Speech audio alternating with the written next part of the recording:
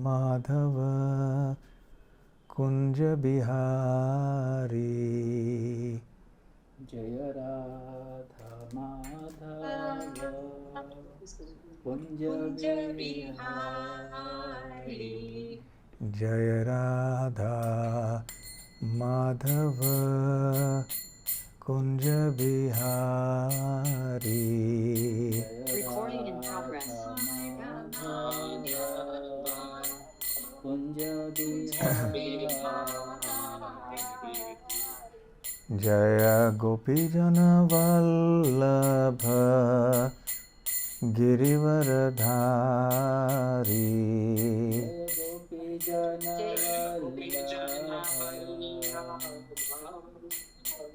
गिरिवरधारी। जय गोपीजन वल्लभ गिरिवरधारी। जय गोपीजन वल्लभ गिरिवरधारी। यशोदानंदन ब्रज जनरंजन।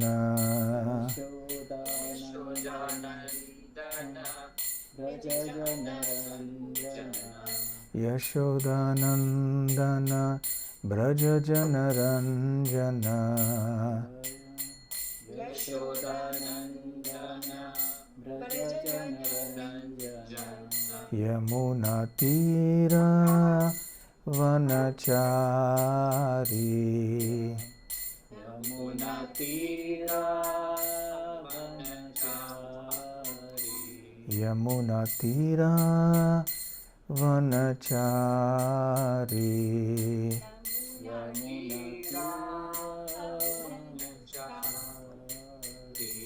जय राधा माधव कुंज बिहारी। जय राधा माधव कुंज बिहारी। जय ओम विष्णुपाद परमहंस परिव्राजकाचार्य अष्टोत्तर शतहित डिवाइन ग्रेस अभय चरणारविंद भक्ति वेदांत स्वामी श्रील प्रभुपाद की जय। अनंत कोटि वैष्णव वृंद की जय। निताय गौर प्रेमानंदे समवेत भक्त वृंद की जय। समवेत भक्त वृंद की जय। समवेत भक्त वृंद की जय। श्री श्री गुरु गौरांग की जय। ओम अज्ञानतिमिरान्धस्य ज्ञानाञ्जनशलाकया चक्षुरुन्मीलितं येन तस्मै श्रीगुरवे नमः। श्रीचैतन्यमनोभीष्टं स्थापितं येन भूतले स्वयं रूप कदा मह्यं ददाति स्वपदान्तिकम्। वन्देऽहं श्रीगुरो श्रीयुतपदकमलं श्रीगुरून् वैष्णवांश्च श्रीरूपं साग्रजातं सहगणरघुनाथान्वितं तं सजीवं साद्वैतं सावधूतं परिजनसहितं कृष्णचैतन्यदेवं श्रीराधाकृष्णपादान् सहगणललिता श्रीविशाखान्वितांश्च। नमो ओं विष्णुपादाय कृष्णप्रेष्ठाय भूतले श्रीमते भक्तिवेदांत स्वामिन्निति नामिने।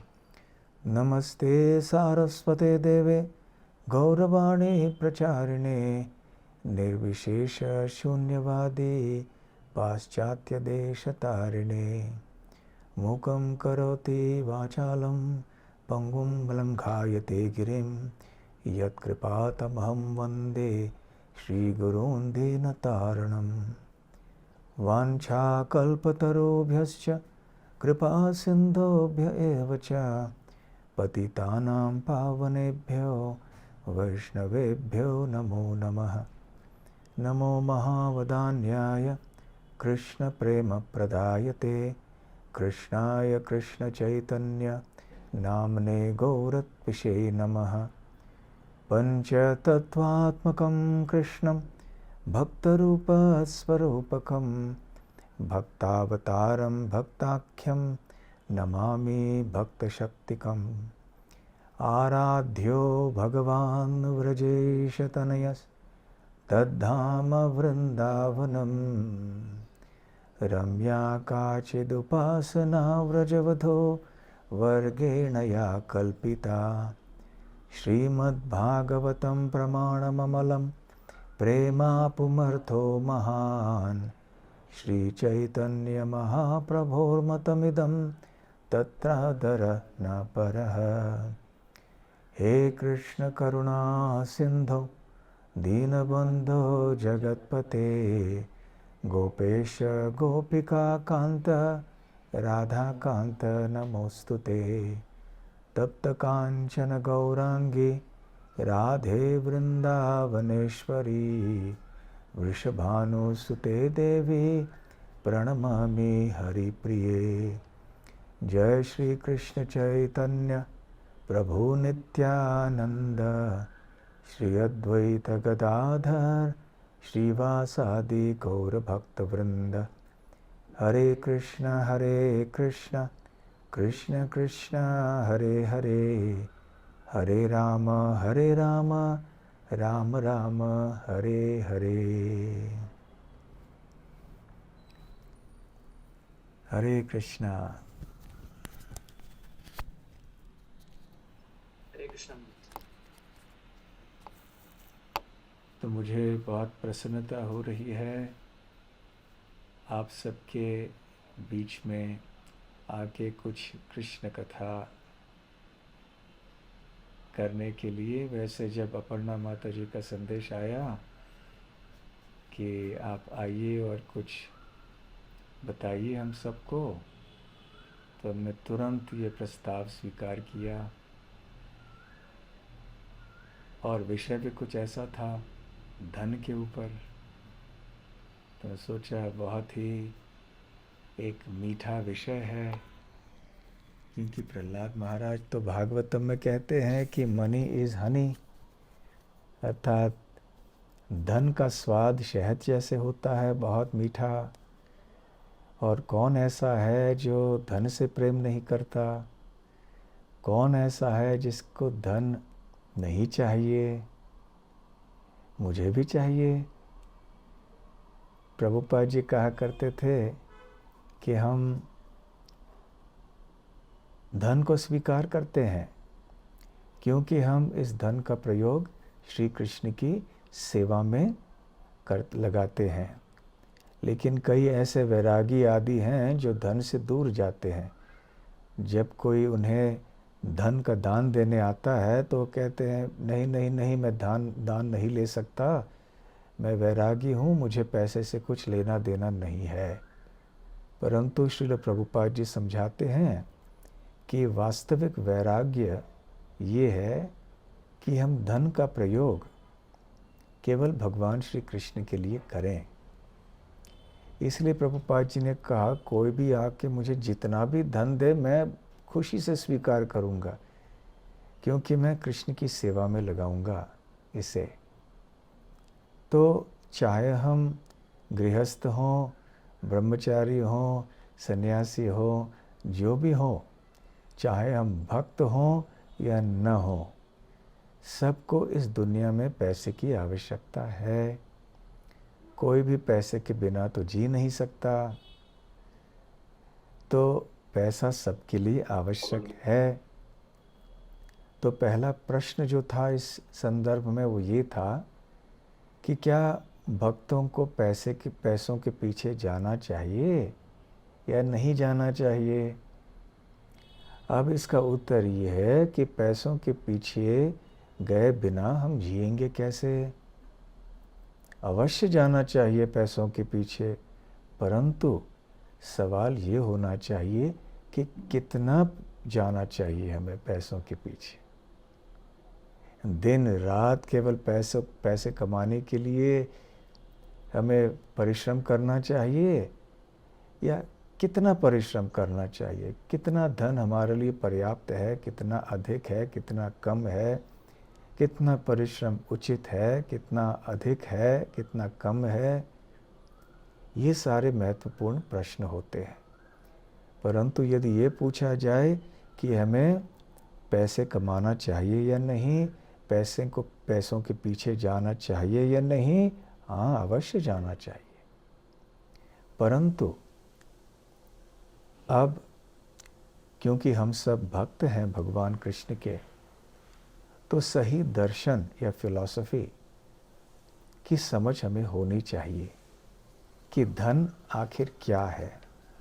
एक बार हमें ये स्पष्ट हो गया, फिर हमें कितना काम करना चाहिए, कितना परिश्रम करना चाहिए, कितना धन हमारे लिए पर्याप्त है, कितना नहीं है, वो सब अपने आप इन सारे सवालों के जवाब हमें मिल जाएंगे। तो धन कौन है या क्या है? धन तो लक्ष्मी जी हैं। धन लक्ष्मी का स्वरूप है। ऐसे बहुत सारे लोग हैं जो केवल लक्ष्मी जी को चाहते हैं, परंतु लक्ष्मी जी कभी उनके पास आती भी हैं तो अधिक समय रुकती नहीं है उनके पास। तो लक्ष्मी देवी सदैव भगवान नारायण की सेवा में लगी रहती हैं। लक्ष्मी देवी सदैव अपने स्वामी श्री नारायण के चरण कमलों की सेवा में तत्पर रहती हैं, वहीं पर उपस्थित रहती हैं, भगवान को छोड़कर कभी जाती नहीं हैं। तो जब कोई भगवान नारायण को हटाकर केवल लक्ष्मी को प्राप्त करना चाहता है, अर्थात भगवान की भक्ति किए बिना केवल धन कमाना चाहता है, तो फिर वो गलत है, वो मानसिकता सही नहीं है। तो श्रील प्रभुपाद जी एक जगह बताते हैं कि जैसे रावण ने सीता देवी का अपहरण किया और सोचा कि मैं सीता देवी का भोग करूंगा, ये ध्यान में नहीं रखा कि सीता देवी केवल श्री राम की सेवा के लिए होती हैं। तो जब रावण ने ऐसे किया, ऐसे कुकृत्य किया, तो परिणाम क्या हुआ हम सब जानते हैं। विध्वंस हो गया, सब कुछ नष्ट हो गया रावण का, यहाँ तक कि उसे अपने प्राण भी त्यागने पड़े। तो जो लोग केवल लक्ष्मी देवी को चाहते हैं, लक्ष्मी की कृपा चाहते हैं, परंतु लक्ष्मी का संबंध भगवान नारायण से नहीं देखते हैं, अर्थात लक्ष्मी की सेवा भगवान नारायण के लिए नहीं करते हैं, तो वो कोई मंगलमय बात नहीं है। श्रील प्रभुपाद जी एक जगह कहते हैं कि सभी लोग लक्ष्मी देवी की कृपा के पीछे भाग रहे हैं, परंतु ये लोग नहीं जानते कि लक्ष्मी देवी के पति श्री कृष्ण हैं। और जब हम लक्ष्मी का प्रयोग उनके पति श्री कृष्ण की सेवा में करते हैं, तब शनै शनै क्रमशः हम भगवान को प्राप्त कर सकते हैं, भगवान श्री कृष्ण का साक्षात्कार हो सकता है। और इस प्रकार से कृष्ण भावनामृत के संस्कृति के द्वारा हम सुखी हो पाएंगे, और हमारा जो सुख है वो केवल धन के ऊपर और भोग के ऊपर निर्भर नहीं रहेगा, और हम धन के बिना या कम धन से भी बहुत ही संतुष्ट हो पाएंगे।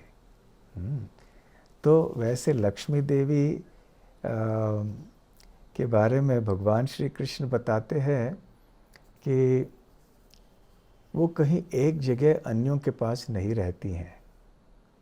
श्रीमद् भागवतम में एक श्लोक है जिसमें धन के लिए एक शब्द का प्रयोग किया गया है, अनवस्थिति ही। अवस्थिति ही अर्थात निवास करना, रहना, टिकना। अनवस्थिति ही मतलब नहीं रह पाना, नहीं टिकना। तो धन किसी भी व्यक्ति के पास अधिक समय के लिए नहीं रहता है। लक्ष्मी देवी कभी किसी के पास आती हैं तो तुरंत थोड़े समय के बाद किसी और के पास चली जाती हैं, उसके बाद थोड़ी किसी और के पास चली जाती हैं। इसलिए धन है अनवस्थिति ही, किसी एक स्थान में स्थित नहीं रहती हैं। इसलिए उनको और एक नाम है, श्रील प्रभुपाद जी बताते हैं, चंचला। चंचल, चंचलता क्या है? जैसे बच्चे चंचल होते हैं ना, एक जगह बैठ नहीं पाते। अब बच्चों को कहिए बिल्कुल स्थिर बैठो यहाँ पर, नहीं बैठ पाएंगे। वैसे बड़े लोग भी नहीं बैठ पाते हैं। अपर्णा माता जी जानती हैं, योगासन में सिखाती है पहले सबको कैसे ठीक बैठना। लोग बैठ भी नहीं पाते हैं ठीक से। तो स्थिर रहना ये कोई छोटी बात नहीं है। तो हम लोग भी स्थिर नहीं रह सकते, क्योंकि हमारा मन बहुत चंचल है, अस्थिर है। इसलिए चंचल मन हमारे शरीर को भी अस्थिर बना देता है। इसलिए हम यहाँ वहाँ ऐसे वैसे जाते, एक स्थिरता से बैठ नहीं सकते, खड़े नहीं हो सकते। तो चंचल, तो लक्ष्मी देवी को चंचला कहा गया है, स्त्रीलिंग है ना। तो चंचला क्योंकि वो किसी एक व्यक्ति के पास अधिक समय के लिए नहीं रहती हैं। और इसलिए भगवान विष्णु का और एक नाम है चंचलापति। चंचला या लक्ष्मी के वो पति हैं। और जो भगवान कृष्ण के भक्त हैं वो भली भांति जानते हैं कि लक्ष्मी ये भगवान कृष्ण की संपत्ति है। इसलिए हमें लक्ष्मी का उपयोग भगवान कृष्ण की सेवा में करना चाहिए। तो इस प्रकार से यदि कोई भक्त धन का प्रयोग भगवान के लिए करता है तो वास्तविक ऐश्वर्य की प्राप्ति वो कर पाएगा।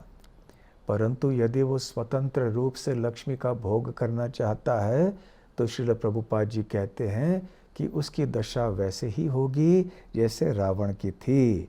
अंततः सब कुछ उससे छीन लिया जाएगा। वैसे भक्तों के लिए भी सब कुछ अंततः छीन लिया जाएगा। परंतु जिन भक्तों ने अपना सर्वस्व भगवान कृष्ण की सेवा के लिए समर्पित किया हुआ है, जीते जी भी, तो फिर मृत्यु के बाद तो वो कृष्ण के पास जाएंगे, उनके लिए तो कोई नुकसान नहीं है।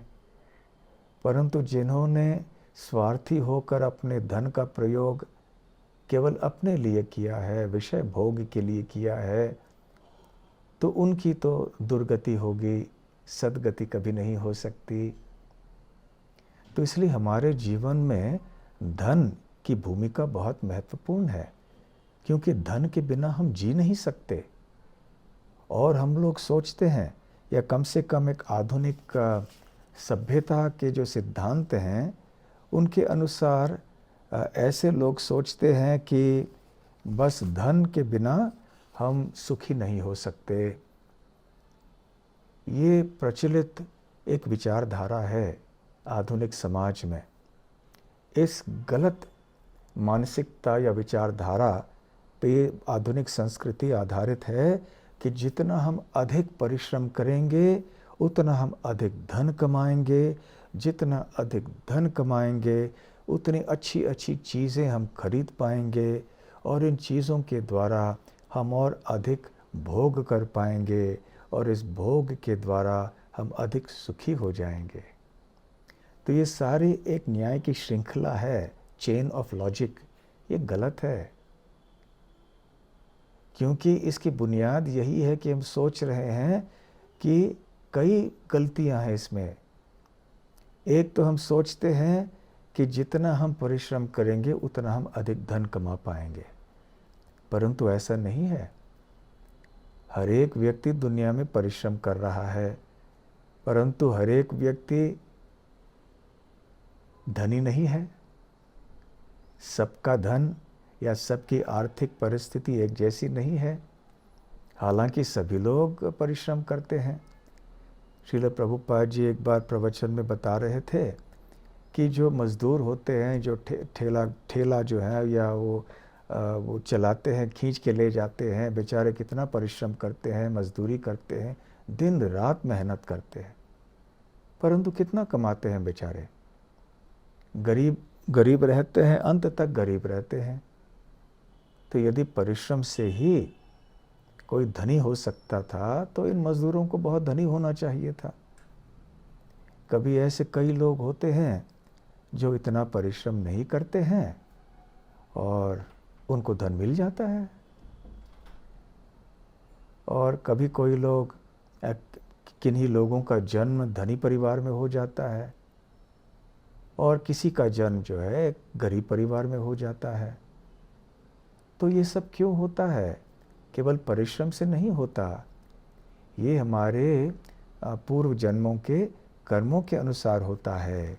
श्रील प्रभुपाद जी भी बहुत अच्छी तरह से समझाते हैं कि वास्तव में हमें ये जान लेना चाहिए कि केवल परिश्रम से ही धन की प्राप्ति नहीं हो सकती है। तो यदि हम सोचें कि मुझे अधिक धन चाहिए, भले कृष्ण की सेवा के लिए भी क्यों ना हो या भोग के लिए क्यों ना हो, चाहे कोई भक्त हो या न हो, यदि हमें लगे कि मुझे अधिक परिश्रम करना चाहिए, बहुत ज़्यादा पैसे कमाने चाहिए, तो श्रील प्रभुपाद जी चेतावनी देते हैं। वो कहते हैं कि श्री कृष्ण ये निर्धारित करते हैं हर एक व्यक्ति के लिए कि उसे कितने पैसे मिलने चाहिए या मिलेंगे। कर्म सिद्धांत के अनुसार ये निर्धारित होता है कि किस व्यक्ति को कितना धन मिलता है। हम ऐसे सोच सकते हैं कि ये कोई एक आकस्मिक बात है कि किसी व्यक्ति का जन्म धनी परिवार में हुआ है, किसी का जन्म गरीब परिवार में हुआ है, या कोई व्यक्ति जो गरीब था वो अभी धनी हो गया, अमीर हो गया। तो केवल परिश्रम से ये सब नहीं होता है। तो प्रभुपाद जी कहते हैं कर्म सिद्धांत के अनुसार ही ये सब होता है।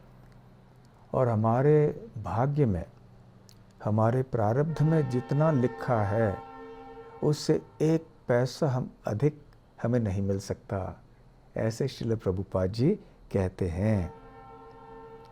तो प्रभुपाद जी कह रहे हैं कि केवल परिश्रम करने से हम अधिक धन नहीं कमा सकते हैं।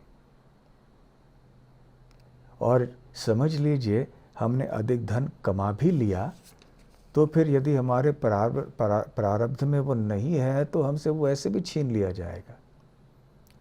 प्रभुपाद जी कहते हैं कि अनेक ऐसे दूत हैं, एजेंट्स, जो हमसे हमारे पैसे छीन लेते हैं।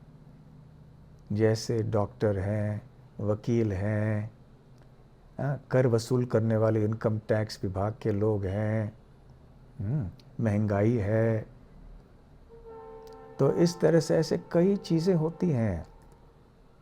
और फिर ये सारे बड़े बड़े शॉपिंग मॉल्स हैं जहाँ जाकर हमारे सारे पैसे हम खर्च करके आ जाते हैं। हालांकि हम इन चीज़ों को खरीदने के विचार से नहीं गए थे, वहाँ जाके इतने आकर्षित हो जाते हैं कि बस जेब खाली करके आ जाते हैं।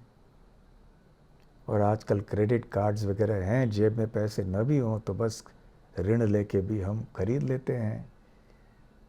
तो जीवन तो ऋण पे चल रहा है। ऋणम कृत्वा घृतम पिबेत यावत् जीवेत सुखम जीवेत। तो इस प्रकार से लोग यही सोच रहे हैं कि अधिक से अधिक धन कमाओ और खूब भोग करो। तो अभी हमारे मन में ये विचार आ सकता है कि ठीक है, ये तो अभक्तों की बात हुई ना, जो सोचते हैं कि धन जीवन का उद्देश्य है भोग करना और फिर अधिक परिश्रम से ज़्यादा धन कमाना। परंतु हम लोग तो भक्त हैं, हम तो यूं ही यहाँ वहाँ पैसे खर्च नहीं करते हैं। तो फिर हमें कितने पैसे कमाने चाहिए, कितना परिश्रम हमें करना चाहिए, है ना? तो ये महत्वपूर्ण बात है। तो सबसे पहली बात जो मैं कहना चाहूँगा इस विषय पर वो ये है कि एक जवाब, एक उत्तर सबके लिए नहीं हो सकता, क्योंकि सबकी परिस्थितियाँ अलग अलग होती हैं। इसलिए कोई यदि मुझसे पूछे, और अक्सर लोग पूछते हैं कि हमारे पास कितने पैसे होने चाहिए, तो एक आंकड़ा आप बताइए। तो ऐसे यूं ही एक आंकड़ा यदि मैं बता दूं कि आपके पास इतने पैसे होने चाहिए, बिना ये देखे समझे कि सामने वाले की परिस्थिति कैसी है, तो वो ठीक नहीं रहेगा। और सबकी मानसिकता भी ठीक एक जैसी नहीं रहती। किसी व्यक्ति की मानसिकता होती है बहुत कम से भी वो बेचारा संतुष्ट रहता है, और कोई है जो भक्त भी क्यों ना हो, परंतु उसको थोड़ी आदतें हैं, थोड़ी बहुत सुविधाएं चाहिए उसे। कभी एयर कंडीशनर या वातानुकूलित चीज़ चाहिए, कभी कुछ और चाहिए, कभी गाड़ी बड़ी चाहिए, कुछ चाहिए। तो ठीक है, हर एक की परिस्थिति अलग अलग है। इसलिए कभी मैं एक आंकड़ा नहीं बताता, परंतु ऐसे सिद्धांतों को यदि हम समझ लें तो हम अपने आप के लिए निर्णय कर पाएंगे। यदि हम किसी वरिष्ठ भक्त के साथ बैठ जाएं और किसी व्यक्ति के संपूर्ण परिस्थिति को समझें, उनकी सामाजिक, उनकी पारिवारिक स्थिति कैसी है, आर्थिक स्थिति कैसी है, ये सारी चीज़ें समझने के बाद फिर और आगे उन्हें कैसे जीना है, किस प्रकार का जीवन जीना है उनको, तो ये सारी चीज़ें देखकर फिर कोई आंकड़े के ऊपर हम पहुंच सकते हैं। परंतु यूं ही हम यदि कहें कि भाई इतना पैसा बस इतने आपके पास हो तो पर्याप्त है, वो कहना संभव नहीं है। तो देखिए, जब धन की बात आती है भक्तों के लिए भी, तो 3 चीज़ें होती हैं धन के संबंध में। एक है पैसे कमाना, दूसरी बात है पैसों को खर्च करना, और तीसरी बात है पैसों का बचत करना। सही है ना? ये 3 चीज़ें ही हैं। तो भक्त को चाहिए, वैसे किसी भी व्यक्ति के लिए ये नियम होता है, परंतु विशेष करके भक्त के लिए महत्वपूर्ण है कि हम कैसे पैसे कमा रहे हैं। किसी अवैध तरीके से नहीं कमाना चाहिए, किसी का शोषण करके नहीं कमाना चाहिए, कोई गोलमाल करके नहीं कमाना चाहिए, है ना? ईमानदारी से अपने परिश्रम से कमाना चाहिए और उससे संतुष्ट होना चाहिए। तो ये कमाने की बात है। दूसरी बात, खर्च करना। देखिए, पैसे कमाना इतना आसान नहीं है, फिर भी इतना मुश्किल भी नहीं है। लोग कमा लेते हैं ना पैसे, यहाँ वहाँ नौकरी कर लिया, किसी ने व्यवसाय कर लिया, पैसे कमा लेते हैं लोग। तो ठीक है, पैसे कमा लिए, इतना मुश्किल नहीं है। परंतु पैसों को खर्च करने की बात जब आती है ना, तब बहुत बुद्धि की आवश्यकता चाहिए। कमाने के लिए जितनी बुद्धि चाहिए उससे अधिक बुद्धि चाहिए ये जानने के लिए कि पैसे कैसे खर्च करने चाहिए। और ऐसा नहीं है क्योंकि हम भक्त हैं तो अपने आप हम सब समझ जाएंगे कि खर्च कैसे करने चाहिए पैसों के। नहीं,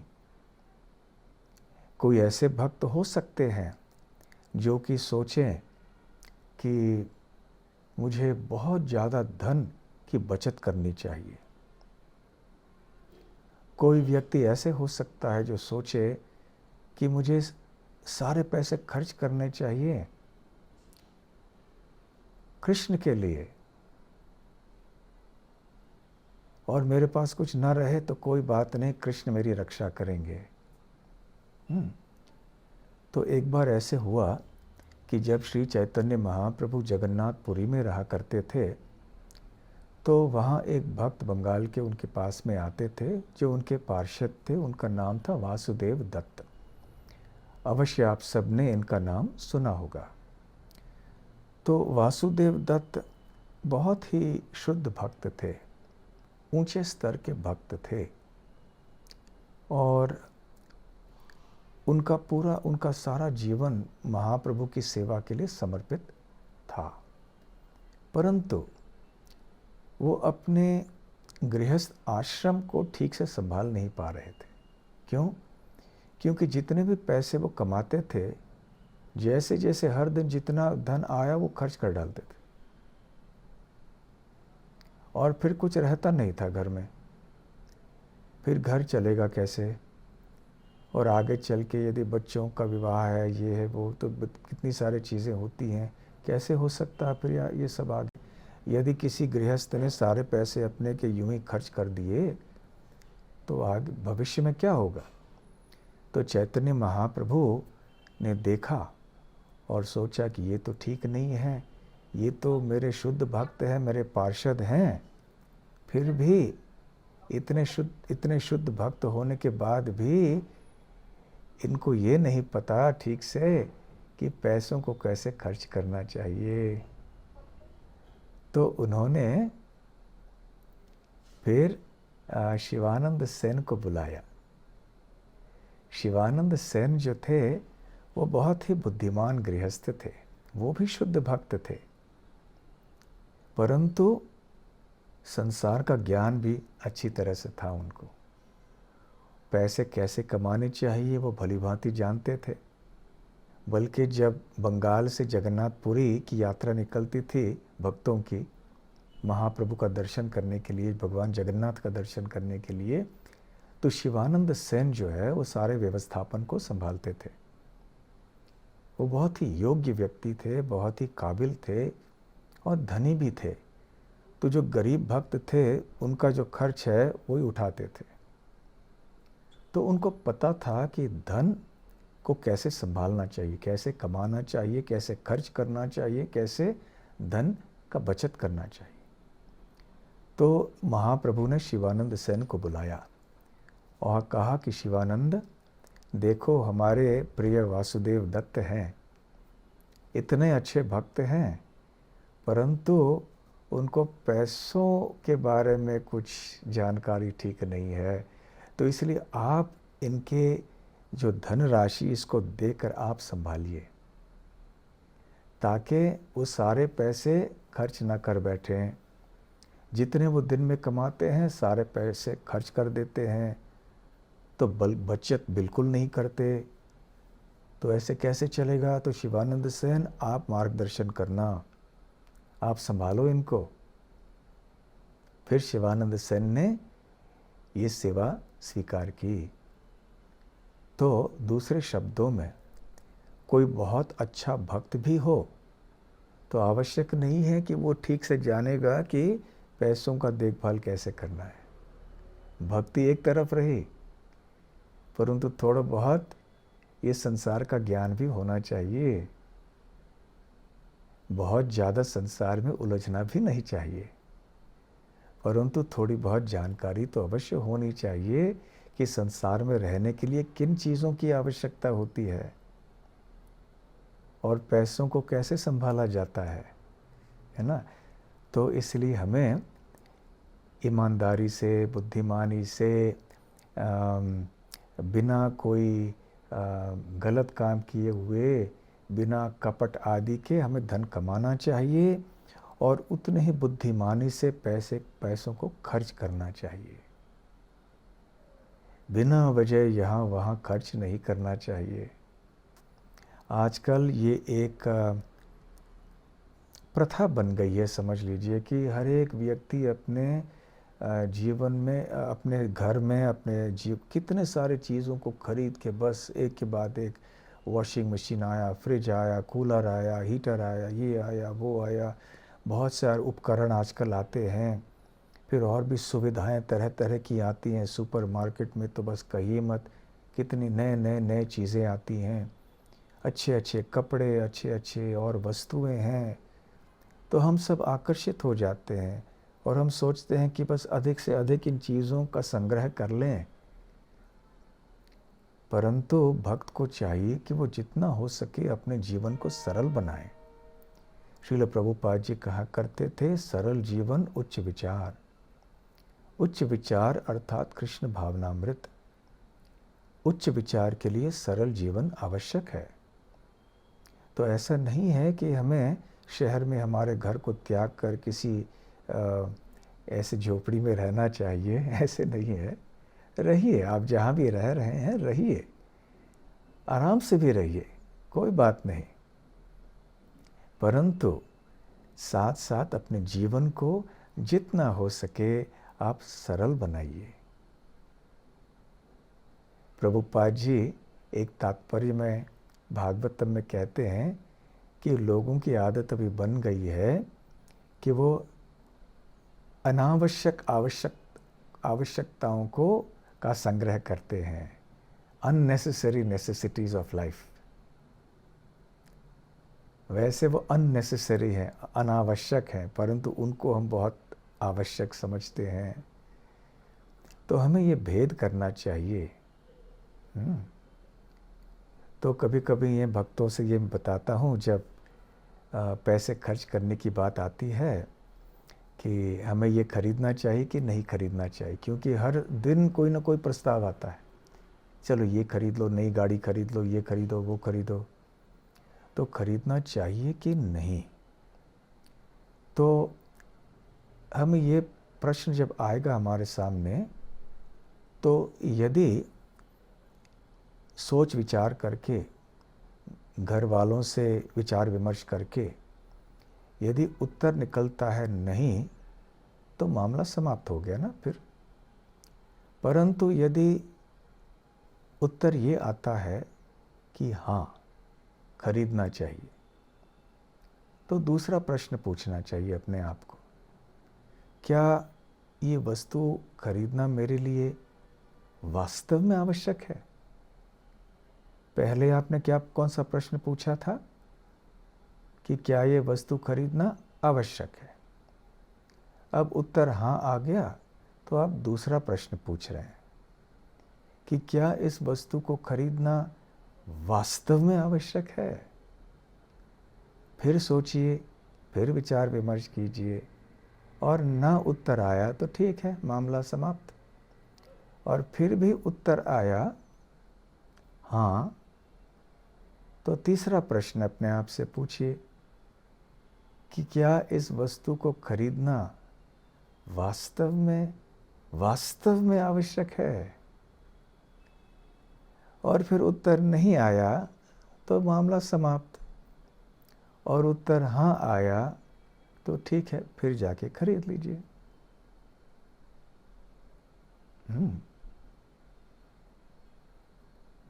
तो इस तरह से अपने पैसों को खर्च कैसे करना है, इसके बारे में हमें सोचना चाहिए। पैसों को खर्च करने के पहले सोचना चाहिए। फिर भी कंजूसी भी नहीं करनी चाहिए, कृपणता नहीं करनी चाहिए। अपने परिवार के सदस्यों के लिए जितनी आवश्यकताएं हैं, थोड़ी बहुत सुविधाएं हैं, उनको देने के लिए हमें संकोच नहीं करना चाहिए। श्रीमद् भागवतम के 11वें स्कंद में अवंती ब्राह्मण की कथा आती है। ये अवंती नगर में एक ब्राह्मण रहा करते थे, जिनके पास बहुत धन था,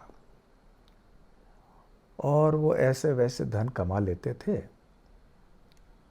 और ब्राह्मण होने के बाद भी तो खैर कमा लेते, परंतु वो खर्च करना पसंद नहीं करते थे। सारा धन यहाँ वहाँ छुपा के रखते थे, यहाँ तक कि अपने पत्नी को, अपने बच्चों को, अपने रिश्तेदारों को बिल्कुल कोई धन नहीं देते थे। कम से कम उनको धन देते थे या सुविधाएं देते थे। तो उनके परिवार के सदस्य इतने ऊब गए कि उनके मन में बहुत ही नकारात्मक भाव उत्पन्न हो गया इस ब्राह्मण के प्रति, और सब लोग इनसे घृणा करने लगे। तो एक दिन ऐसे हुआ कि भाग्य से उनका सारा धन नष्ट हो गया। जिस गोदाम में उनका जो माल रखा था, जो भी वो सब वो जल गया, और उनके खेत में कुछ और समस्या हो गई, और जितना भी यहाँ वहाँ का धन था उनका, वो सब खत्म हो गया, और वो बिल्कुल दरिद्र हो गए। और इस समय उनके परिवार के सदस्यों ने भी उनको त्याग दिया कि जब धन था तो हमें बिल्कुल कुछ नहीं दिया, और अब नहीं हो और आप आ रहे हो हमारे पास कि हमारा ख्याल रखना, अभी हम नहीं रखेंगे आपका ख्याल। तो घर से बाहर निकाले गए, तो यहाँ वहाँ सड़कों पे घूमने लगे भीख मांगते हुए, और बहुत कष्ट हुआ उनको, बहुत ज़्यादा कष्ट हुआ। ऐसे वैसे कई दिन बिताए, फिर यहाँ वहाँ भ्रमण करते करते अंततः एक दिन फिर वैराग्य का उदय उनके हृदय में हुआ।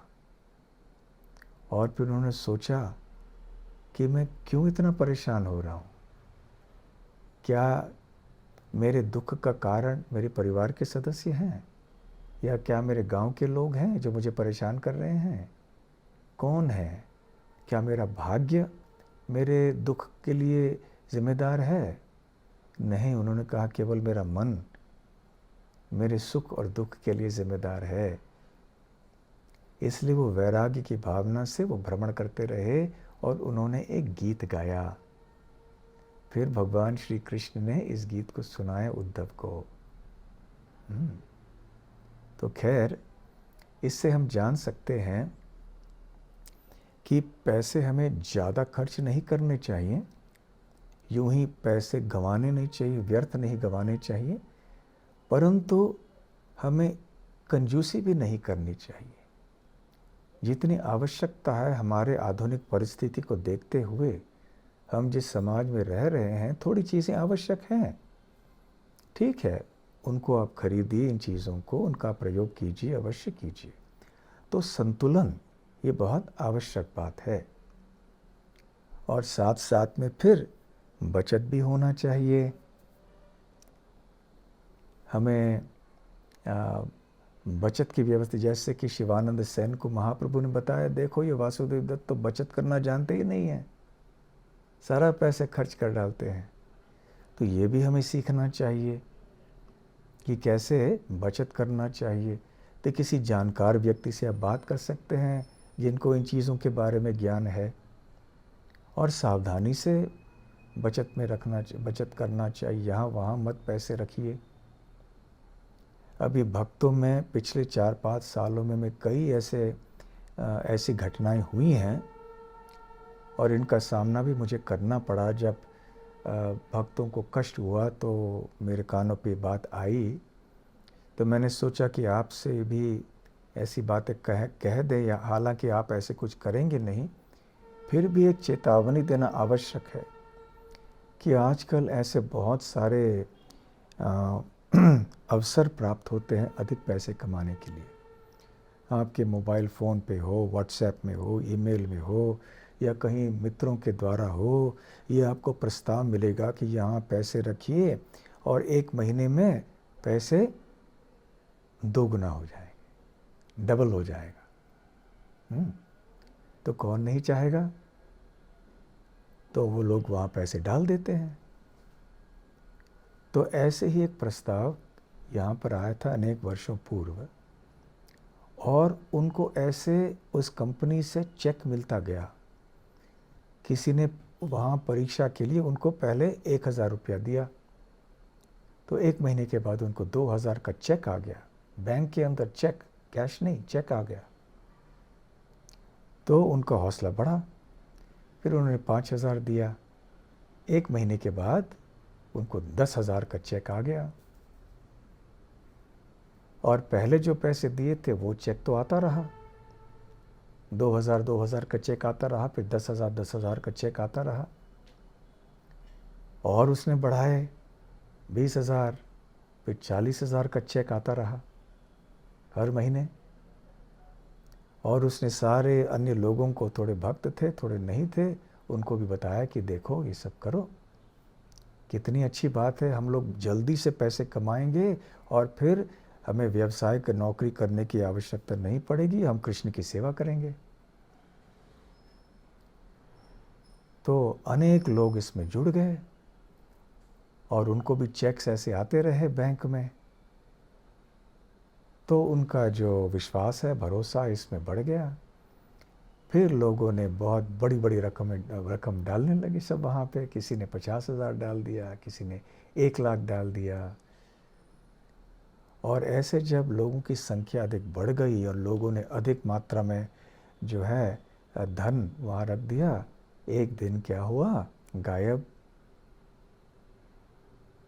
फिर शून्य। तो कितने लोगों ने लाखों रुपए खो दिए। और आए दिन ऐसे तथाकथित स्कीम आते हैं, यहाँ पैसे डालना, वैसे पैसे डालना। कई लोग अच्छी भाव से डालते कि हम पैसे जल्दी कमाएं ताकि कृष्ण की सेवा कर सकें। परंतु कृष्ण की सेवा करने के लिए हम मुक्त होना चाहते हैं, ये भावना अच्छी है, परंतु अपने बुद्धि को त्यागना नहीं चाहिए। कौन सा व्यवसाय संसार में है जो एक महीने में पैसों को डबल कर सकता है, दुगना बना सकता है? ये तो कोई या तो आतंकवाद का काम हो सकता है, या तो फिर कोई ये सारे ड्रग्स वगैरह के काम, इस तरह के अवैध कार्य कोई हो सकते हैं, या तो फिर इस तरह का कोई घोटाला है ये। तो भक्तों को बिल्कुल भी इन चीज़ों में पड़ना नहीं चाहिए।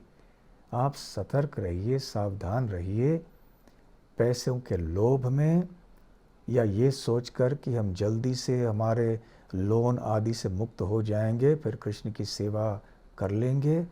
बहुत सावधान रहिए। उसी तरह से आजकल लोग स्टॉक मार्केट में जा रहे हैं, फॉरेन एक्सचेंज, वो क्या कहते हैं, वो डीलिंग्स में जा रहे हैं। आजकल कंप्यूटर, इंटरनेट में सारी चीज़ें उपलब्ध हैं।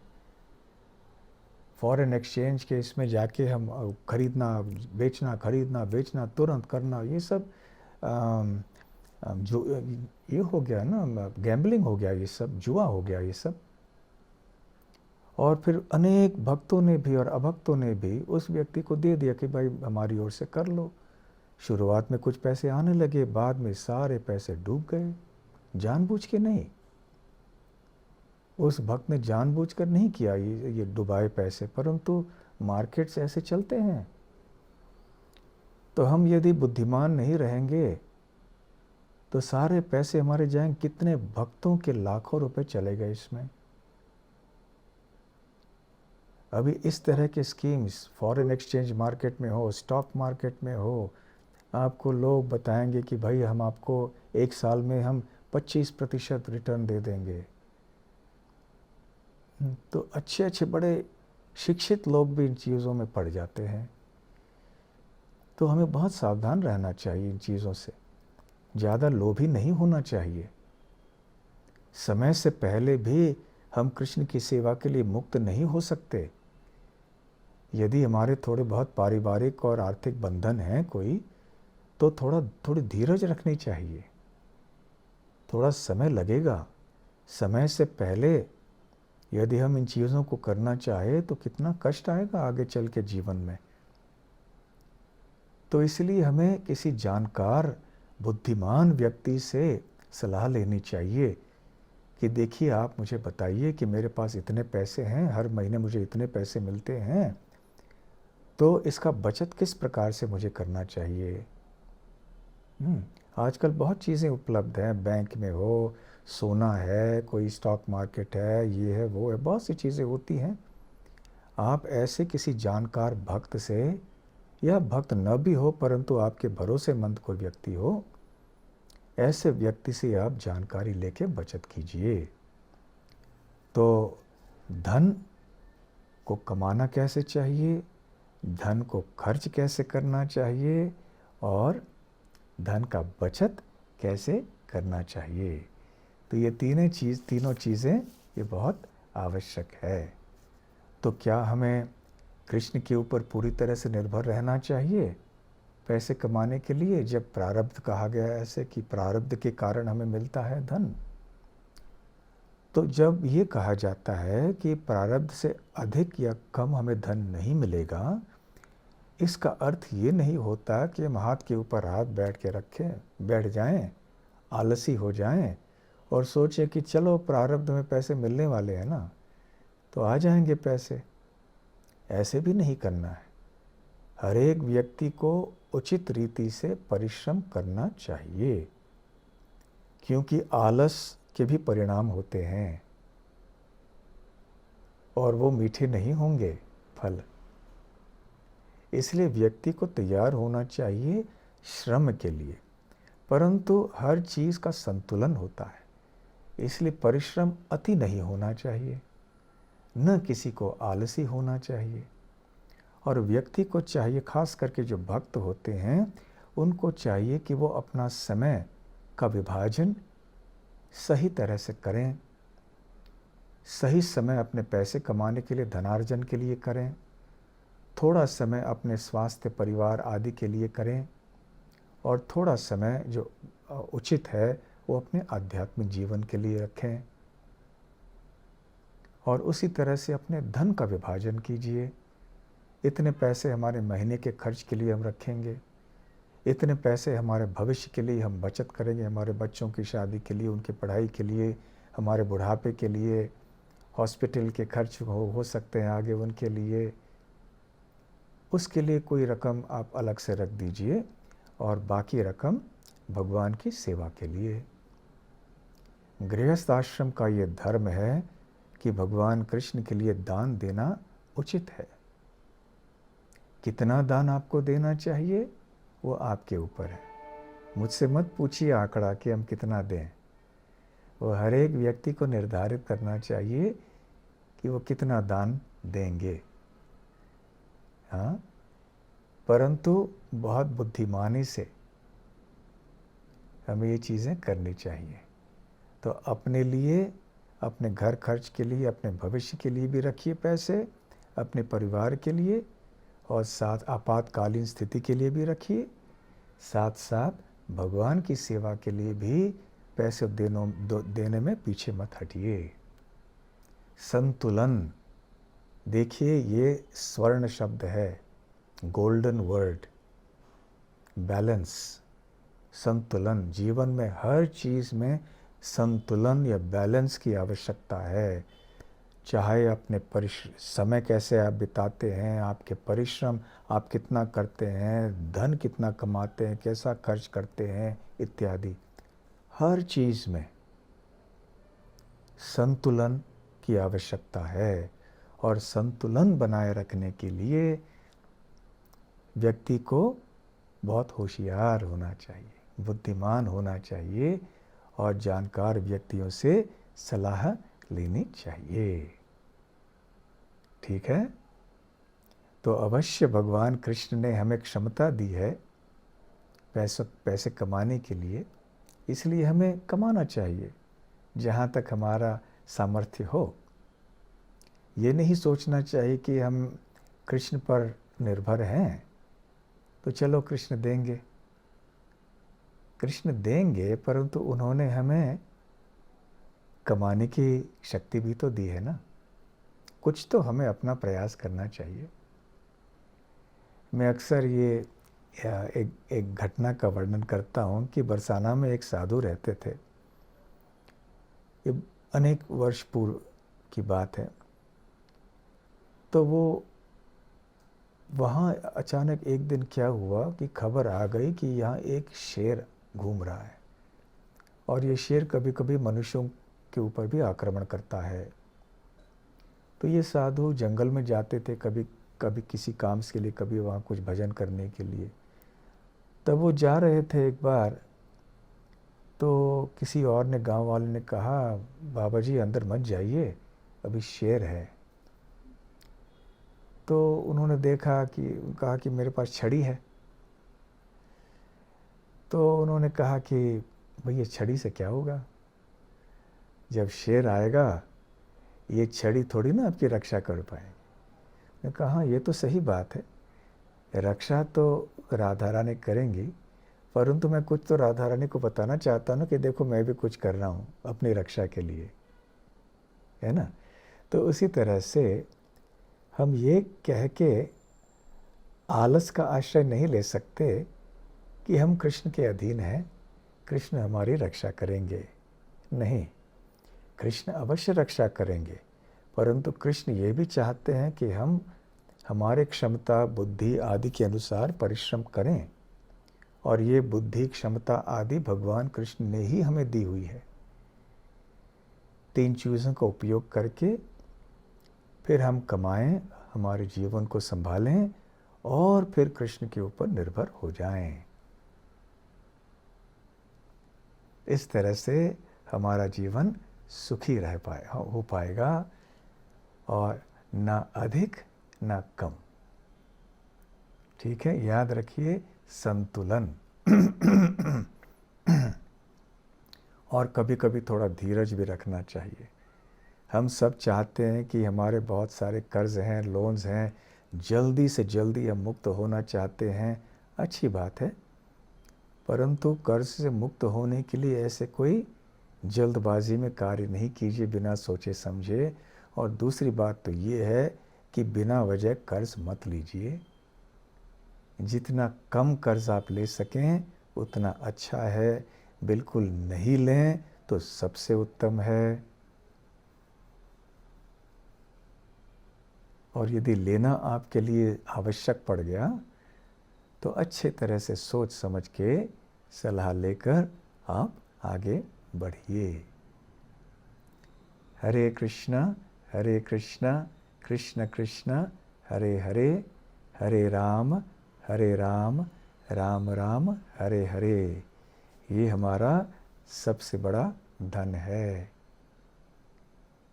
इसको अवश्य कमाइए, बहुत ज़्यादा, बहुत धनी बनिए। ठीक है, हरे कृष्णा। प्रश्न पूछ सकते हैं? हाँ बिल्कुल, प्रश्न पूछ सकते हैं। और आपके mute. Hare Krishna. Hare Krishna. Devotees can raise their hand and please keep your turn on your video when you are asking questions if you are not already. मुझे हिंदी में प्रवचन देने के लिए कहा, आप अंग्रेजी में बोल रहे हो। कोशिश करता हूँ मैं महाराज इंग्लिश हिंदी में ही बात करने की। हाँ हाँ। ये हमारा परम सौभाग्य रहा महाराज कि आप आज हमारे बीच आए और हमें इतनी सारी अच्छी चीजें बताई। हम लोग को ये हमारे पूरे जीवन में यूज करना है और कोशिश करनी है कि हम इन सब बातों का ध्यान रखें। महाराज कल्याण प्रभु है के पास एक प्रश्न है। I will request Kalyan Prabhu. Yes, Kalyan Prabhu आप अपना प्रश्न, और विभो प्रभु उसके बाद आप पूछ।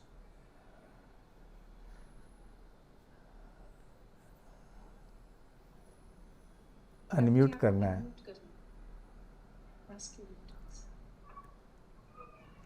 हरे Krishna. Hare Krishna. Hare Krishna. I have actually posted in the chat box. Can you please see properly? It is lengthy actually. If it's too lengthy, I will not be able to answer it.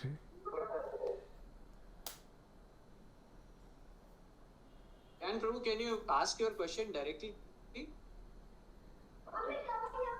हरे कृष्णा।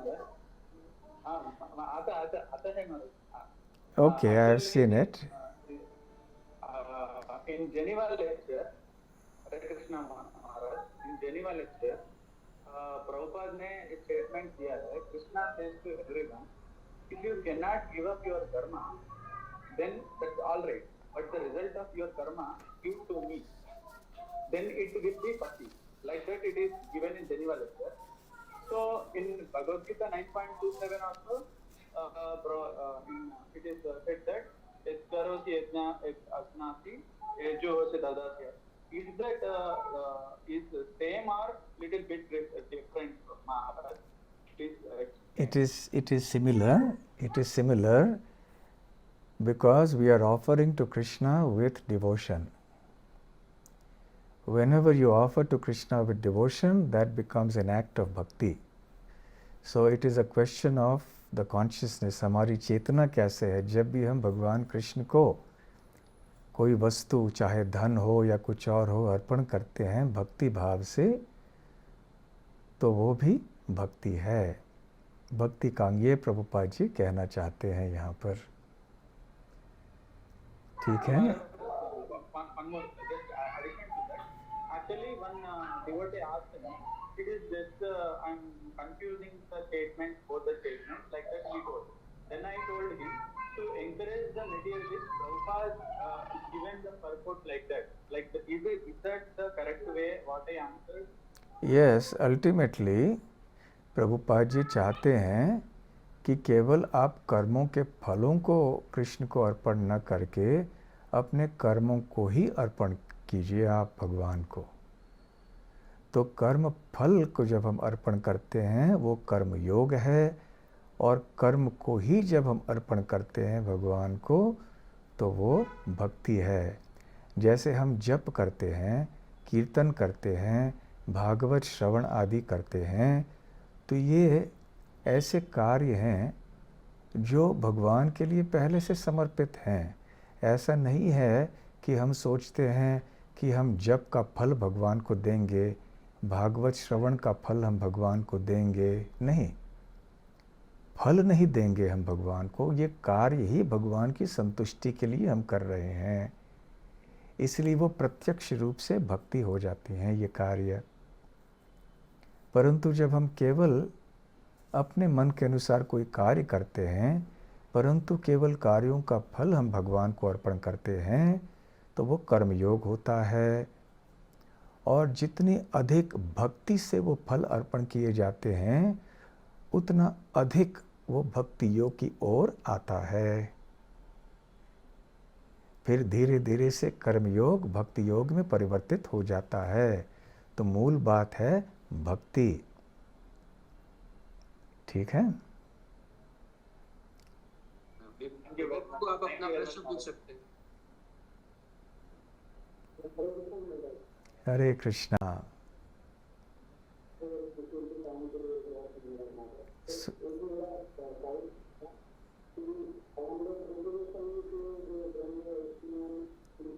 सुनाई नहीं दे रहा है मुझे, आपका आवाज ठीक से नहीं आ रहा है प्रभु। It's not clear. ठीक से नहीं सुनाई दे रहा है। काम कीजिए, आप एक बार वो आपका ऑडियो सेटिंग चेक कीजिए, तब तक हम धनंजय प्रभु को रिक्वेस्ट करते हैं वो अपना प्रश्न पूछें। हरे कृष्णा महाराज, दंडवत प्रणाम। हरे कृष्णा। बहुत सारे आपके लेक्चर में बताए हैं कि अर्थ बहुत सारे अनर्थों का कारण होता है। तो जो भगवान की सेवा में अर्थ लग गया वो उससे तो बच गए, लेकिन हम जब भविष्य के बारे में सोचते हैं और आजकल की जो वातावरण है, तो उस अनर्थों से जो हम भविष्य के बारे में सोच करके धन को संचित करते हैं, तो उसके जो विपरीत प्रभाव है अनर्थ, तो उससे हम कैसे बचें महाराज, थोड़ा बारे में। प्रहलाद महाराज, जब प्रहलाद महाराज की जो प्रार्थनाएं हैं या शिक्षाएं हैं, उनमें एक जगह वो कहते हैं अर्थानर्थ ईक्षया लोभम, अर्थ अनर्थ ईक्षया लोभम, कि लोभ जिसके कारण हम अधिक से अधिक अर्थ कमाने के लिए प्रेरित होते हैं, ऐसे अर्थ के जो अनर्थ हैं, अर्थात जो समस्याएं उनसे उत्पन्न हो सकती हैं, किस प्रकार से अर्थ हमारे लिए कष्टों का कारण हो सकता है, ईक्षया, इसके बारे में सोचना चाहिए, बात करनी चाहिए। तो व्यक्ति को गहराई से सोचना चाहिए कि अधिक से अधिक अर्थ कमाने से कष्ट कितना होगा हमें। वैसे अधिकतर लोग यही सोचते हैं कि अधिक पैसे कमाने से सुख कितना मिलेगा हमें, है ना? परंतु प्रहलाद महाराज कहते हैं कि बुद्धिमान व्यक्ति सोचेगा कि अधिक से अधिक धन कमाने से कष्ट कितना होगा, इसके बारे में हमें सोचना चाहिए, विचार विमर्श करना चाहिए, और ऐसा करके फिर हम जो लोभ की जो एक समस्या है उससे हम परे हो सकते हैं। तो धन कमाना आवश्यक है, परंतु लोभी नहीं होना है हमें, और ये भी जानकारी होनी चाहिए कि अधिक से अधिक धन, जितना ज़्यादा धन हमारे पास होगा, समस्याएं भी बढ़ती जाएंगी। इसलिए आप देखिए, जहाँ बहुत ज़्यादा धन होता है वहाँ समस्याएं कितनी होती हैं। आगे चल के व्यक्ति को अपने बच्चों को संभालना पड़ता है, बच्चे आपस में झगड़ते हैं संपत्ति के लिए, परिवार में कितने झगड़े होने लगते हैं। कभी कभी जिस व्यक्ति ने कमाया है उस व्यक्ति को ही घर से निकाला जाता है। बहुत सी समस्याएं आए दिन ऐसे चीज़ें समाचार पत्रों में पढ़ने में आती हैं। आप अनेक ऐसे उदाहरण देख भी चुके होंगे जीवन में। तो कितनी समस्याएं आती हैं, तो हमें ये सोचना चाहिए। तो बुद्धिमान व्यक्ति यदि उसके प्रारब्ध में है, उसने धन कमा भी लिया है, तो उसे बहुत बुद्धिमानी से अपने जीते जी पर्याप्त मात्रा में भगवान कृष्ण के लिए धन दे देना चाहिए, ताकि सुखी जीवन वो जी सके। जितनी आवश्यकता है उतनी चीज़ों को अवश्य हम खरीदें, अपने घर में रखें, उनका प्रयोग करें, परंतु भगवान श्री कृष्ण को धन देने के लिए हम भूले नहीं। और जब ये विषय इस पर चल रहे हैं तो मुझे एक मन में विचार आया। अक्सर कई भक्त पूछते हैं, सलाह लेते हैं कि हमें दान कितना देना चाहिए, कैसे करना चाहिए। हम इच्छा पत्र हमने बनाया हुआ है, विल आप जानते हैं ना, इच्छा पत्र। तो कई लोग कहते हैं कि हम इच्छा पत्र में हमारा सारा धन लिख रहे हैं कि परिवार के लिए इतना जाएगा, बच्चों के लिए इतना है, पत्नी के लिए, पति के लिए जो भी है इतना है, फिर कृष्ण के लिए, मंदिर के लिए ये है, इतना इतना है। तो अच्छी बात है, हर एक को अपना अपना जो है इच्छा पत्र बनाना चाहिए। Everyone must make a will। ऐसा मत सोचिए अभी मेरी आयु नहीं है, अब मेरे लिए बहुत समय है। नहीं, सबको बनाना चाहिए इच्छा पत्र, इच्छा पत्र, विल।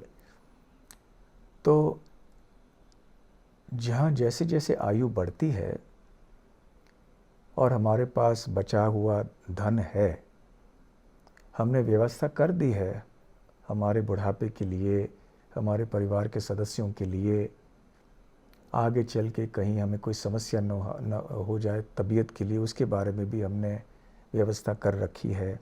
फिर जो बचा हुआ धन है, हमने जो अपने इच्छा पत्र में भगवान के लिए रखा हुआ है, केवल इच्छा पत्र में ही क्यों रखें उसको? जीते जी अपने जीते हुए धीरे धीरे से उसको भी दे डालना चाहिए। जब हम जीवित हैं, हमारे बाद क्या होगा क्या पता। तो इसलिए केवल इच्छा पत्र में लिखने से नहीं होगा, अन्य सारी व्यवस्थाएं, पारिवारिक व्यवस्थाएं, हमारे बुढ़ापे की व्यवस्था, ये सारे करने के बाद जो भगवान के लिए हमने इच्छा पत्र में रखा है, जीते जी धीरे धीरे धीरे से देना चाहिए।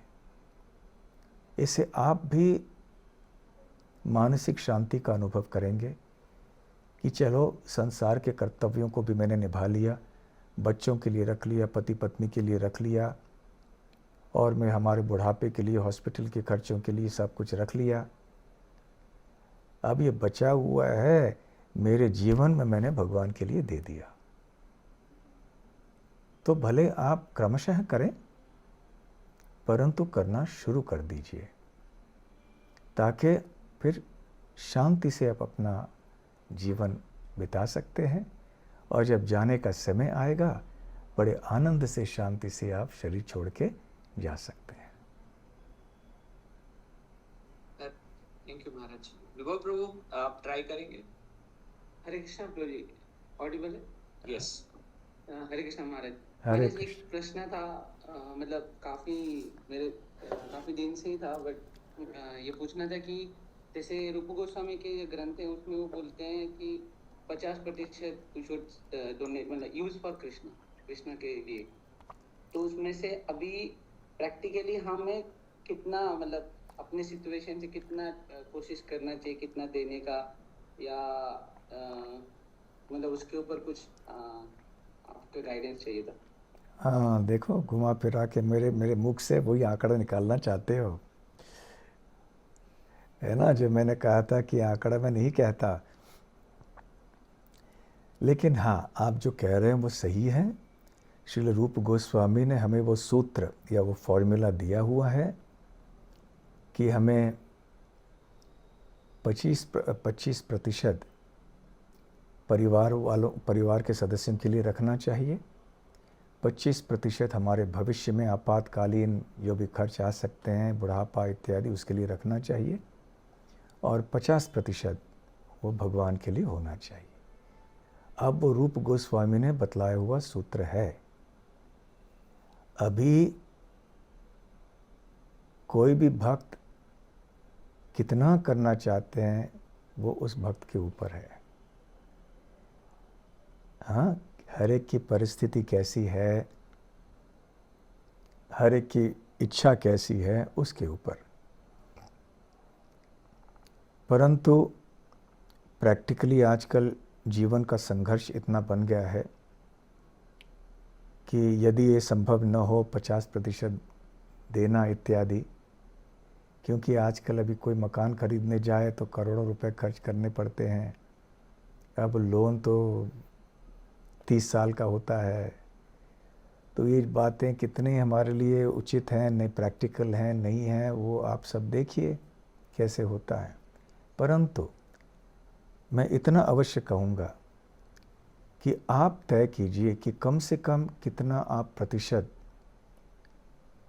आप देना चाहते हैं भगवान के लिए। आप जो भी कमाते हैं, आपके पास जितना भी धन है, आप निर्धारित कीजिए आपको कितना धन देना है कृष्ण के लिए, और उतना आप अवश्य दीजिए। कृष्ण के लिए खर्च करना है, किस तरह से वो भी आप सोचिए। ठीक है महाराज, एक चैट पे बहुत अच्छा क्वेश्चन है जो क्षण Radha Maharaj, thank you for the wonderful class Maharaj. Maharaj, एक क्वेश्चन माता जी ने ये पूछा है कि माता जी इसके लिए मनी की क्या गाइडलाइंस होनी चाहिए। माता जी को भी अर्न करना चाहिए क्या, कितना करना चाहिए कि नहीं करना चाहिए, क्या गाइडलाइंस होनी चाहिए महाराज? माता जी के घर में प्रभुपाद जी बताते हैं वो अच्छी तरह से बचत कर सकती हैं। माता जियों को ये बताया, प्रभुपाद जी कहते हैं कि बचत कैसे करना। कभी कभी पुरुष होते हैं बस यूं ही यहाँ वहाँ खर्च कर देते हैं, परंतु फिर माता जी वो उनको बचत कैसे करना वो जानती हैं। तो ये एक पहली बात है जो प्रभुपाद जी ने कही थी। और हाँ, एक आध और ऐसी घटनाएं हो सकती हैं जहाँ ऐसी बात नहीं होती, परंतु अधिकतर ऐसे देखा जाता है। तो जहाँ तक पैसे कमाने की बात है, देखिए आजकल समय बहुत बदल गया है, और पहले के काल में माताएं कमाती नहीं थीं, वो घर में रहती थीं। परंतु उस समय लड़कियां पढ़ाई भी नहीं करती थीं, गुरुकुल आदि में भी नहीं जाती थीं, घर में ही पढ़ाई होती थी जो भी उनकी होती थी। तो आजकल परिस्थिति ऐसी बन गई है कि महिलाएं सब जगह हैं आजकल। अब यदि कोई महिला कमा रही हैं तो उनके लिए भी यही सिद्धांत होंगे, जैसे खर्च कैसे कमाना कैसे है, खर्च कैसे करना है, बचत करना है, फिर परिवार के साथ मिलकर ये सब जो भी निर्णय लेने हैं करने चाहिए, पहली बात। अब ठीक है, कोई कमा रहे हैं, क्या उनके जीवन में परिस्थिति है वो हम नहीं जान सकते। कभी कभी खर्चे इतने होते हैं कि 2 व्यक्तियों को कमाना पड़ता है, कभी कभी ऐसे भी कुछ होता है। शहर में खर्च इतने ज़्यादा हो जाते हैं, खास करके विदेश में हमने देखा है, तो थोड़ा मुश्किल हो जाता है। तो यदि ये संभव है कि घर में महिला नौकरी ना करे तो ठीक है, और यदि महिला बहुत उसमें इच्छुक है कि मुझे करना ही करना है तो ठीक है, करे, परंतु फिर अपने परिवार के ऊपर जो ध्यान देना भूले नहीं। ऐसा न हो कि हमारे नौकरी के कारण या व्यवसाय के कारण हम कोई लापरवाही करें हमारे घर में। बच्चों को अच्छे संस्कार देना, बच्चों को अच्छी तरह से बड़ा करना, उनका भरण पोषण पालन इत्यादि, ये बहुत आवश्यक चीज़ें हैं जो घर में पिता को करना होता है अवश्य, परंतु उससे अधिक महत्वपूर्ण माता के काम होते हैं।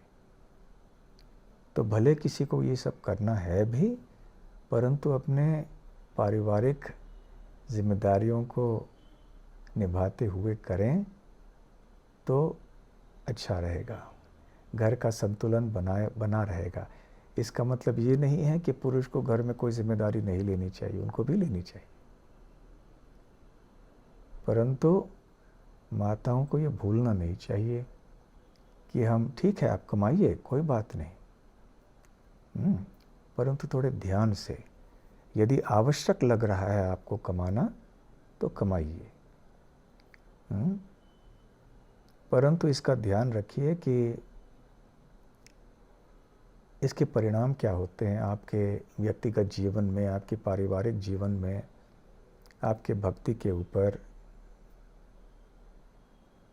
यदि एक व्यक्ति पुरुष ही कमा रहे हैं और उससे घर अच्छी तरह से चल रहा है, कमाने की आवश्यकता नहीं है, कमाने की अर्थात कोई नौकरी कर लो, कोई बिजनेस संभालो, यदि आवश्यकता नहीं है तो ठीक है, नहीं करें, परंतु फिर भी कोई यदि करना चाहें तो फिर कम से कम ये सारी चीज़ें भी याद रखनी चाहिए, ठीक है। कभी कभी क्या होता है कि कई सेवाएं ऐसे होती हैं जिनसे कमाई भी होती है, परंतु भगवान की सेवा करने का अवसर भी मिलता है। तो अभी ऐसे सेवा का अवसर मिलता है जहाँ प्रचार भी होता है इत्यादि, तो ये भी एक मौका है भगवान की सेवा करने के लिए। हमारी अपर्णा माता जैसी कर रही कि रूपानुगा योगा स्टूडियो तो योगा के द्वारा भगवान के लिए सेवा करती है। ठीक है, थैंक यू महाराज। महाराज सिर्फ दो प्रश्न हैं, हमारे समय है, हम ले सकते हैं 2 प्रश्न? हाँ, छोटे प्रश्न हो तो ले सकते हैं जी। सो प्रतीक प्रभु आप अपना प्रश्न पूछिए, दीपक प्रभु आप भी अपने प्रश्न के साथ आइए। थैंक यू सो मच महाराज, धन्यवाद महाराज फॉर द वंडरफुल लेक्चर। महाराज जी, मेरा ये प्रश्न था, जस्ट सेकंड, जैसे कि अभी आपने बताया कि अर्निंग के जो ये है तो उसमें एक अर्निंग भी होता है, पैसे कैसे कमाते हैं वो भी इम्पोर्टेंट है, पैसे खर्च करना, और दूसरा है पैसे की बचत करना। तो मेरा ये कि जैसे अभी मतलब अभी एक रिसेंटली इंसिडेंट हुआ कि एक नया लड़का था, तो वो एक किसी ब्रह्मचारी से मिला, मतलब तो उनसे बातचीत कर रहा था कि वो बोल रहा था मुझे कैफे शुरू करना है, स्नैक्स वगैरह, स्नैक सेंटर। तो प्रभु जी बोले कि नहीं आप ऐसा मत करो, फिर चाय कॉफी मत बेचो, या फिर दूसरे कुछ स्नैक्स आइटम होते हैं वो मत बेचो, दूसरा कुछ करो। तो मेरा ये प्रश्न था, फिर हर कोई तो मतलब ऐसे गोविंदा तो नहीं खोल सकते, जैसे किसी की फील्ड होती है कि अभी लेट्स से फॉर एग्जांपल मेरी फील्ड थी होटल मैनेजमेंट, तो मैंने तो अपनी फील्ड चेंज कर ली, तो उसमें क्योंकि बहुत सारे वायलेंस होता है, फिर नॉनवेज वो सर्व करना पड़ता है, ड्रिंक सर्व करनी पड़ती है, तो फिर वो कैसे मतलब एडजस्ट करें महाराज? मतलब ये सब लोग तो आईटी में नहीं जा सकते, या फिर सब लोग जैसे अभी कोई भी मतलब जोमेटो की डिलीवरी होगी तो उसमें भी कुछ लोग चिकन वगैरह ऑर्डर कर देते हैं वो, तो फिर वो कैसे हम मैनेज करें? देखिए, जीवन यापन का जो साधन होता है वो जितना शुद्ध हो वो अच्छा है हमारे लिए। अंग्रेजी में प्रभुपाद जी कहते हैं, if the source of livelihood is pure the consciousness is pure. पैसे कमाने की जो पद्धति है वो हमारी, जिस ढंग से हम पैसे कमा रहे हैं वो कार्य यदि शुद्ध हो तो हमारी चेतना शुद्ध रहेगी, क्योंकि आहार ठीक रहेगा, शुद्ध रहेगा। तो जब हम व्यवसाय कर रहे हैं, नौकरी कर रहे हैं, तो किसी ऐसे क्षेत्र में नहीं करना चाहिए जहाँ बहुत पाप हो रहे हों। जैसे जहाँ मांसाहार है, या चाहे जो मांस का रसोई करना, उसका वितरण करना, उसको बेचना, या इसी तरह से शराब के बारे में कोई चीज़ हो, अन्य कोई मादक द्रव्य के बारे में हो, या फिर जुए के बारे में कुछ हो, है ना। तो ऐसे जहाँ कोई बातें आती हैं, तो इन क्षेत्रों में हमें ना तो व्यवसाय करना चाहिए, ना हमें नौकरी करनी चाहिए। बहुत सारे उपाय हैं पैसे कमाने के लिए दुनिया में, और यदि हम सिंसियर हैं तो अवश्य हमें कोई ऐसे शुद्ध कोई उपाय मिल पाएगा। हाँ, ये तो सही बात है कि कलयुग में हर चीज़ प्रदूषित है। तो आजकल किसी कंपनी में भी आप काम करने जाएं, जैसे बैंक में कोई नौकरी कर रहा है, अभी बैंक जो है बेचारा, वो कोई क्लार्क है, वो बैठ के पैसे देता है, कैशियर है, कुछ है, उसको तनख्वाह मिल रही है, परंतु उस बैंक में वो बैंक जो है कितने कंपनीज़ को, लोगों को लोन वगैरह देते हैं, और वो लोन का प्रयोग वो सारे लोग किसी अलग अलग कामों में करते हैं। कोई शराब बेचने वाली कंपनी होती है, कोई ऐसे होते हैं, और ये बेचारा कैशियर वहाँ बैठा है, वो कर रहा है। तो इससे हम जान सकते हैं कि कलयुग में सारे हमारे जीवन के साधन दूषित हैं, प्रदूषित हैं। तो देयर इज़ अनफॉर्चुनेटली पूरी तरह से शुद्ध ऐसे जीवन यापन का जो उपाय है वो विरला ही पाया जाता है। फिर भी ऐसा होते हुए भी यदि हम सोच समझ के हम कोई उपाय ढूंढें तो निकल सकता है, कोई उपाय निश्चित रूप से निकल सकता है। ऐसे बहुत सारे उदाहरण हैं, लेकिन अब मेरे पास समय नहीं है ये बताने के लिए। ठीक है, यस महाराज, ठीक है, थैंक यू। कभी कभी व्यक्ति को अपने सारे व्यवसाय को ही बदलना चाहिए। कभी कभी कोई व्यक्ति होता है जो किसी शराब की दुकान में सेल्समैन है, या उसके पास वो शराब बेच रहा है, उसका व्यवसाय ही वो है, परंतु जब वो भक्त बनता है तो उसको इस व्यवसाय से निकलना चाहिए। ये कोई वहाँ नौकरी कर रहा है तो उसको निकलना चाहिए वहाँ से। जैसे पुणे में एक महाराज माता जी है। Hare Krishna Prabhu, Prateek Prabhu, sorry to interrupt you, I also want ये दीपक प्रभु को भी मौका देना चाहते थे हम लोग, if it's okay. Yes Prabhu, yes. Is your question answered? आपका यस प्रभु, एब्सोल्युटली। और एक बात है प्रतीक, कि जब ऐसे प्रश्न भरी सभा में पूछते हैं तो व्यक्ति विशेष के बारे में नहीं पूछना चाहिए, ठीक है? ओके महाराज। तो ये उनके तक पहुंच जाएगा, वहाँ ऐसे नहीं, जनरल में आप बात कीजिए ताकि किसी के लिए समस्या ना हो, उनके घर में, उनके परिवार में। ठीक है? Yes Maharaj, I take. हाँ। Yes Maharaj, sorry. हरे कृष्णा महाराज। हरे कृष्णा, हरे कृष्णा। महाराज, मेरा प्रश्न था कि जो विचलित मन है उसको कैसे संयम में करें, क्योंकि कभी कभी तो मन एक वैराग्य तरफ चला जाता है कि धन की क्या आवश्यकता है, और हम दान भी बहुत अच्छे से कर देते हैं मंदिर में, और परिवार में भी ठीक ठाक व्यवस्था हो जाती है, पर कभी कभी मन बहुत ज्यादा पैशन में चले जाता है और बहुत ज्यादा मनी माइंड होके हम अर्निंग की तरफ भागने लगते हैं। तो उसको कैसे एक बैलेंस दिया जाए? बुद्धि से और श्रवण कीर्तन से। तो जैसे मैंने कहा, अर्थ अनर्थ ईक्षया लोभ, प्रहलाद महाराज कहते हैं ना कि इन चीज़ों के बारे में चर्चा भी होनी चाहिए। तो जब सत्संग में जाते हैं, कुछ प्रवचन सुनते हैं, भागवतम सुनते हैं, तो फिर हम जानते हैं हाँ, ज़्यादा लोभ नहीं करना चाहिए। हाँ, तो फिर हम ठीक ठाक सही दिशा में आ जाते हैं। तो चर्चाएं होनी चाहिए, तो अपने बुद्धि से, अपने श्रवण कीर्तन से आदि हमें सही दिशा में आगे बढ़ना चाहिए। ठीक है? ओके, तो बहुत बहुत धन्यवाद आप सबको। धन्यवाद महाराज, हम सभी आभारी हैं, आप अपना समय निकाल के यहाँ आए, और ऐसे ही हम प्रार्थना करते हैं कि आप हमें अपना समय देते रहें समय समय पर, तो हम हमारे सही रास्ते पे चलते रहें। धन्यवाद, बहुत बहुत धन्यवाद। हरे कृष्णा। आप सबको हमारी शुभकामनाएं। हरे कृष्णा। हरे कृष्णा। श्रील प्रभुपाद की जय। गौर प्रेमानंदे हरि हरि बोल। हरे कृष्णा। थैंक